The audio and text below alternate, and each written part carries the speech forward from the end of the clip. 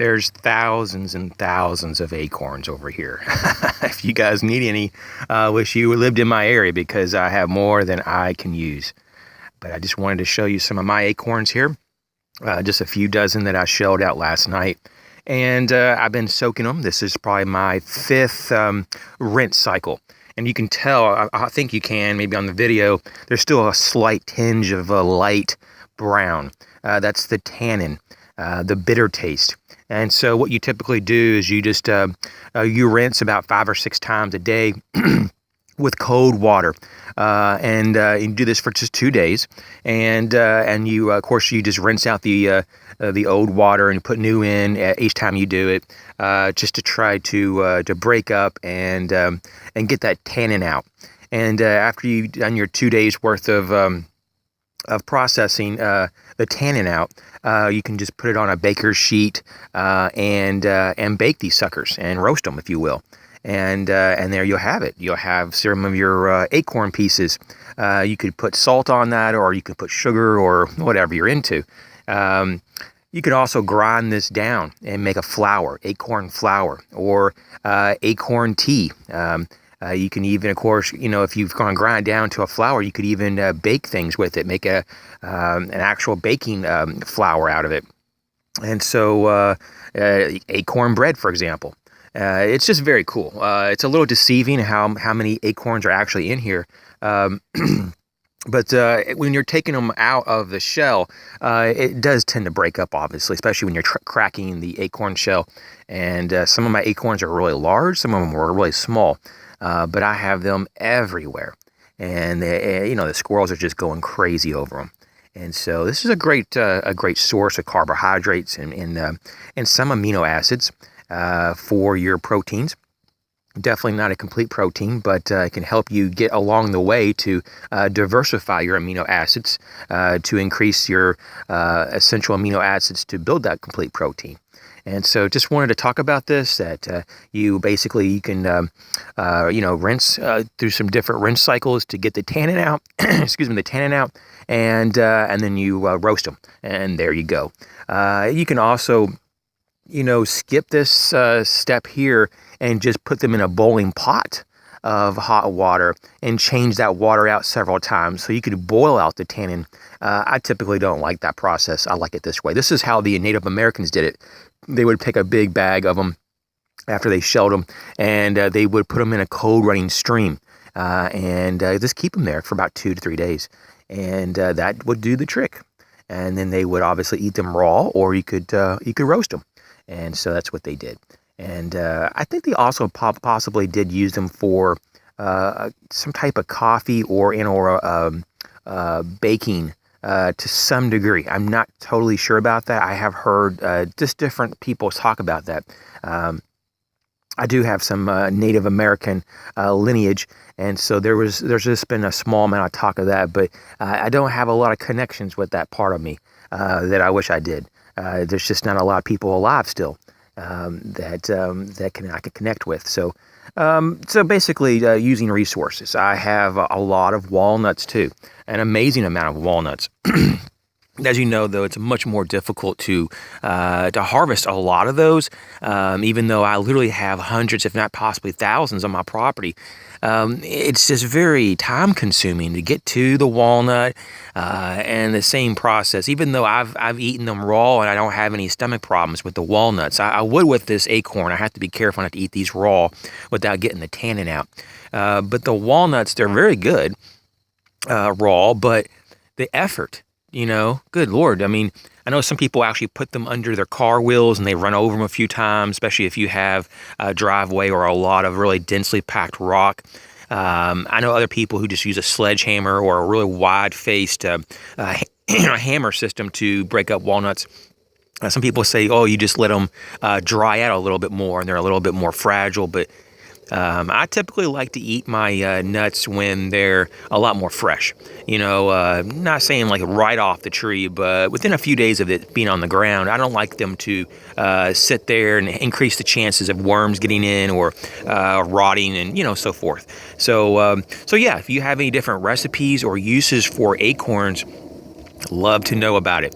I do have some recipes in a recipe book, but I typically don't do a lot of things in terms of cooking with acorns. I just like to roast them, sometimes just put a little sea salt, or just mix them in with other nuts, and or just use them for snacking in general, and go with that. So that's just kind of what I do. I'm real simple. But definitely you could even crush these up a little more, of course, and sprinkle them on top of something else, maybe even in your cereal for that matter. So, hey, thanks for watching. I enjoy all your comments. Thanks for hitting the like button, for telling friends. I get a lot of people that are just so cool, that send me different information and people's opinions on things that really change my dynamics of how I look at things. And this is just why it's so awesome. There's really no other place like YouTube. There's a lot of social platforms, but in my opinion, the ones that I have been on, and I haven't been on all of them by any means, I'm a very low-tech kind of guy, but I will tell you that YouTube is very cool. And it sure beats the multimedia in other places just because it doesn't have the diversity of people. I mean, on here, I have hundreds of subscribers that literally have almost the same mirrored image of thinking, which is a little spooky, but it's cool, that I do. And it's like you could finish my sentence sometimes, and that is amazing. I mean, family and even friends can't even do that. And even though they know me really well, it's sometimes you can connect with other people. It's almost like an extension of me, some of you guys. It's like, wow, there's all these people like the art of prepping walking around, and I didn't even know it, I mean, I knew that there people were prepping, and I knew the people that had the prepared mindset, but I didn't really know that there were so many people who had this specific type of interest. And sometimes you just don't really know until you look, or you reach out and you ask. And I've asked, and you have delivered. And I really do appreciate that. So anyways, I'm taking just a small break from writing my ebook. I've got a little bit of carpal tunnel going on here, so I'm just trying to let my hands heal up. It's not even all from typing or nothing. It's actually from using my hatchet a little too much and my hand axe. I've been clearing out some land on my property and taking some roots out, and I think I overworked my hands and my wrist a little too much, and having some tightness, some stiffness, and it feels just like carpal tunnel. So I have to kind of just chill out for a little while. So I'll be making a little bit more videos, since I'll be a little bit less physically active for the next few days, just to heal up, and we'll go from there. But hey, hope everyone's doing well, staying warm, which is kind of crazy to say that since we were just in these hot spells recently, but it is freezing cold where I'm at.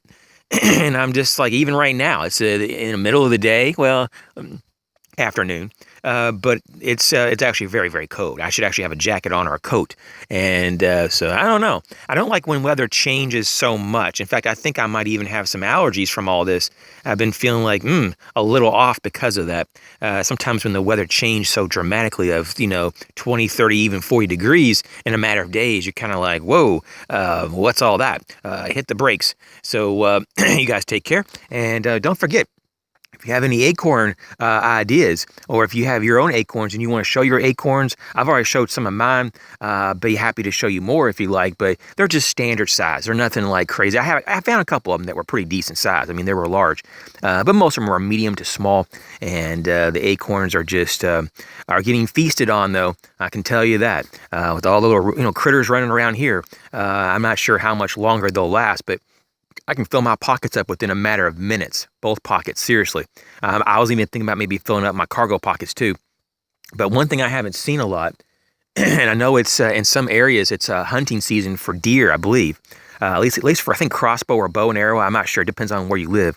But what I can tell you is I haven't seen a deer for a while. It's been at least a handful of weeks. I kid you not. And normally I almost go no more than a few days without seeing one, or run into a whole group, or having seen a family, or seen a couple little ones running around. But I have not seen them at all. And I don't think it's because of the heat, because there isn't any heat. And either they know instinctually that their people are hunting them, or they're just laying low. Or maybe they found a good food source in my area and they're just not in the public. But I can tell you, though, it's a little strange not to see the deer for a while. I know that they're around. People have been, sighting them, or have sighted them. And so I know they're still around. It's just, sometimes you get so used to seeing wildlife so much that when you don't see them, you're like, where are they at? And that's kind of where we're at right now. But hey, you guys take care. I'll catch you soon.